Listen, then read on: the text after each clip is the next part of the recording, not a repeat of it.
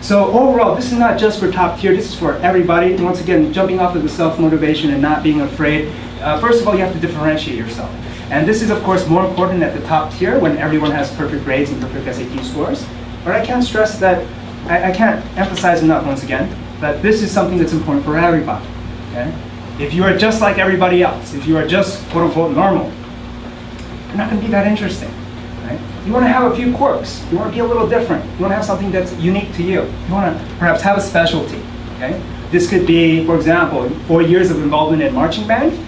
It could be the fact that you are a self-developer, a programmer, and that you have developed a few programs or computer games for yourself to enjoy. Right? Whatever it is, have a specialty. Show that you've thought about what you want to do, and that you've actually tried to pursue it.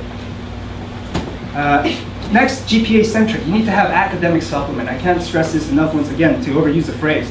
But students, if you're struggling, once again, if you feel that you're not up to the challenge of the high level of academic competition in the area, you need to get help. You need to supplement what you're doing in school to make sure that you can get the basic grades to be admitted to college. Community involvement. I say this with, I want you to take this with a grain of salt. I'm not saying that you have to go out and have 2,500 activity hours or community service hours. In fact, you don't really need to have community service. I think it's important to be involved in the community, yes, especially if you're interested in the top tier. But most importantly, you want to be involved in activities, the activities that show your specialty, the activities that show your passion. I guess one thing I want to add about community service, once again, like I said, it's not about racking up hours. It's about doing things that you love, working with communities that you feel compassionate about, whether that's the homeless, certain interest groups, or the underprivileged. Once again, choosing a focus, even in community service, is very important.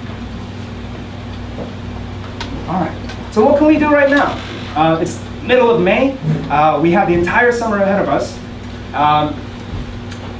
For 11th graders who are rising seniors, college application prep. Obviously, this should be a looming beast.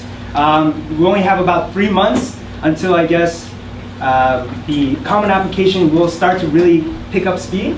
So finding a relevant activity passion that you can talk about in your essays this summer, or an internship perhaps that you can talk about in your essays this summer.